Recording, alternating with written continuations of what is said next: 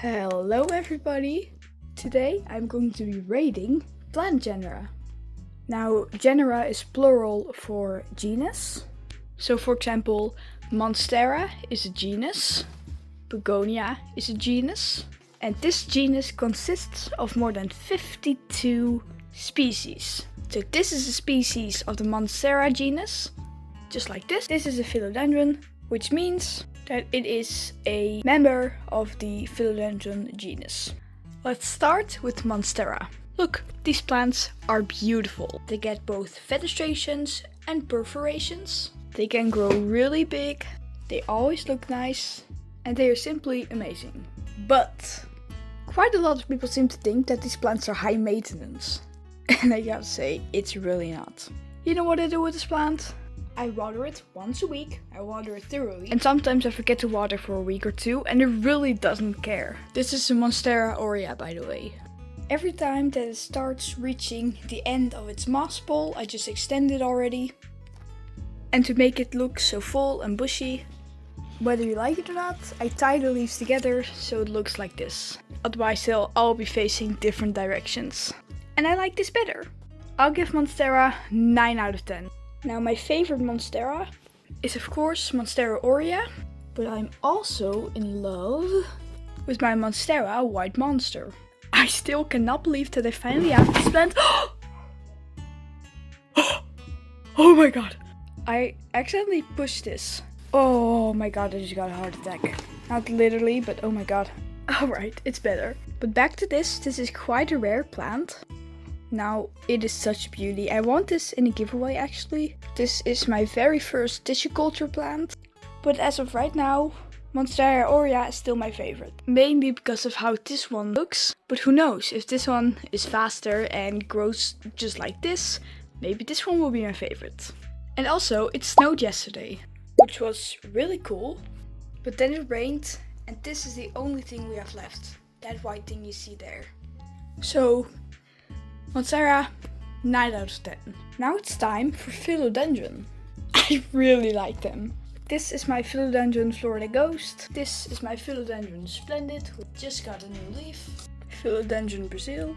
I think that this is philodendron Majestic. Philodendron Green Congo.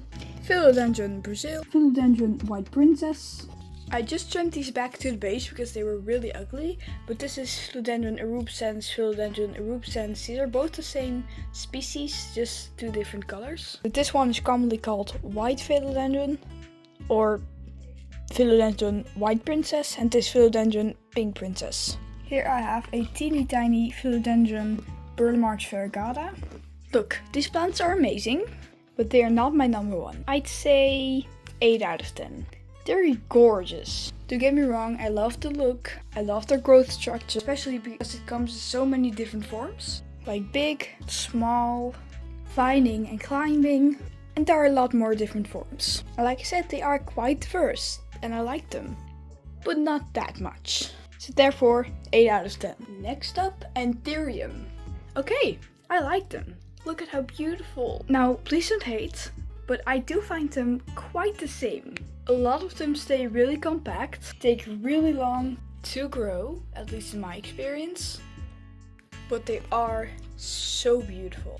I'd also give them 8 out of 10. It just feels right. Next up, Begonia. This might shock you, but 6 out of 10. Okay, they are so beautiful. Like, come on, this is so gorgeous. Especially the ones with iridescent leaves like this. And in short, it basically means that it has cells that reflect light and therefore the blue. They also bloom so much, like this one is flowering again. And come on, isn't this the most beautiful thing you have ever seen? And you can propagate them in a lot of different ways. Just look at these little pups. But the reason that the rating is so low is because they have a bad reputation for me.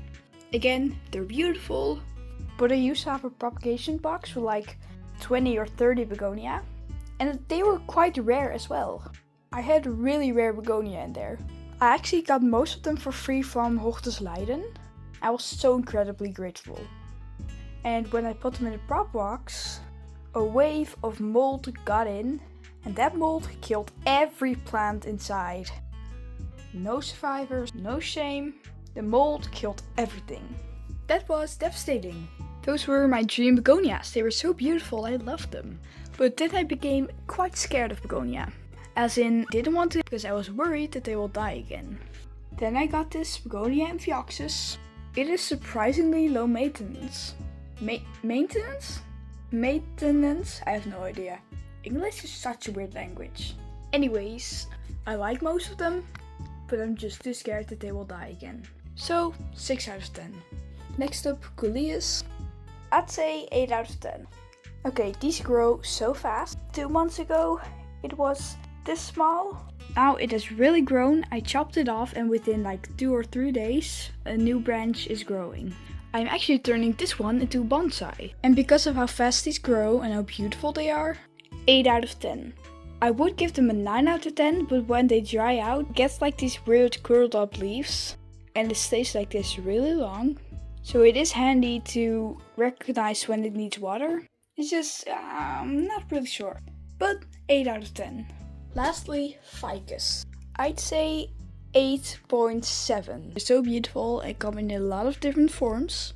You got crawling, climbing, and you got trees. I'm pretty sure there are more different types of Ficus, but this was just on the top of my head. So, my favorite plant genus is Monstera! Make sure to leave a comment saying what your favorite plant genus is. And if you're looking for plant care information, go to plantswithjules.com, which is my website. Bye guys!